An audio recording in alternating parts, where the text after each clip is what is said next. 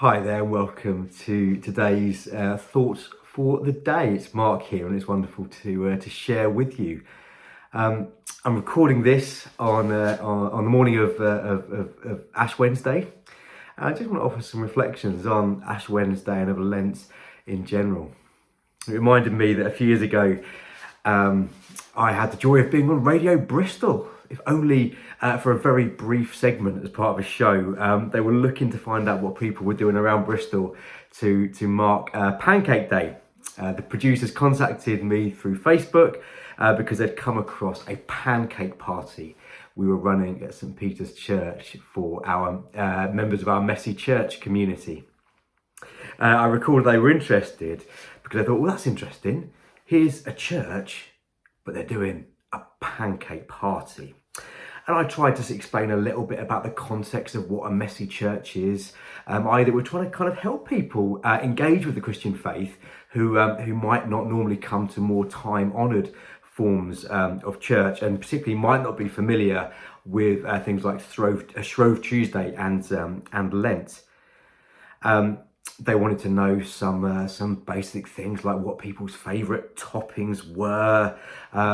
By the way, if you have got any favourite pancake toppings and you want to put them in the comments, we'd love to hear what yours are.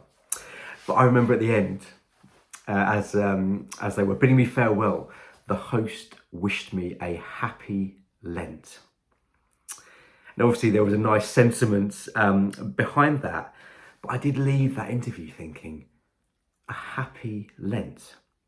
Is happy a word that we would associate with the Lenten season in the same way we might, wish somebody a happy Christmas or a happy birthday?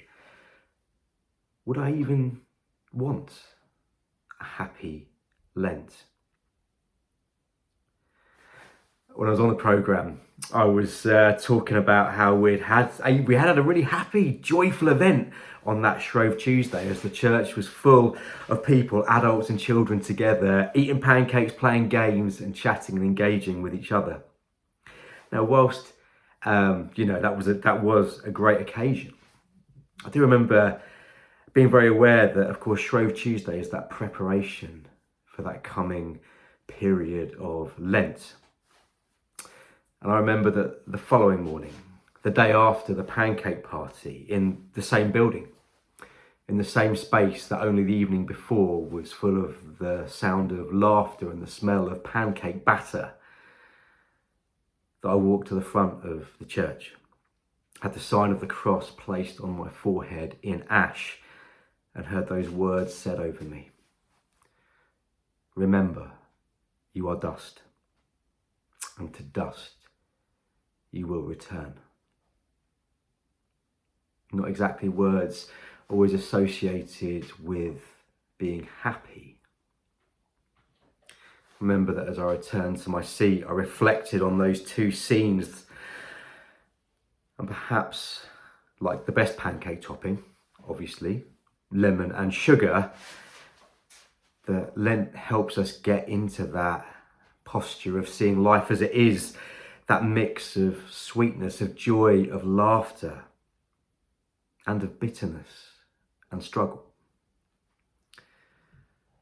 of our strength and our fragility, of our desire to want to be in control, and our awareness that there's so many things in life that we are not in control of. And of course, I don't know for you, there are times when sometimes it's one thing more than the other, but life is a mixture of all those things and we hold them in tension together. Parker J. Palmer writes, we need a coat with two pockets. In one pocket, there is dust, and in the other pocket, there is gold. We need a coat with two pockets to remind us who we are.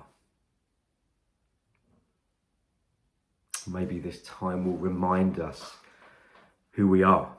We can look forward to Easter Sunday when we will celebrate the glory of the resurrection, when death has been defeated. But to get there, we will have journeyed through the wilderness, through the agony of Good Friday and the divine absence of Holy Saturday. A good Lent isn't a happy Lent, but it's real. And it allows us to embrace the fullness of who we are.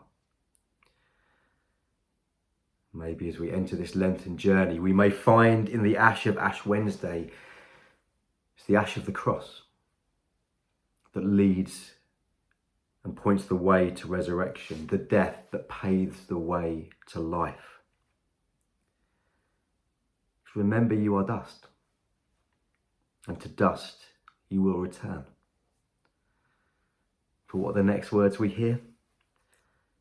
Turn from sin and turn towards Christ.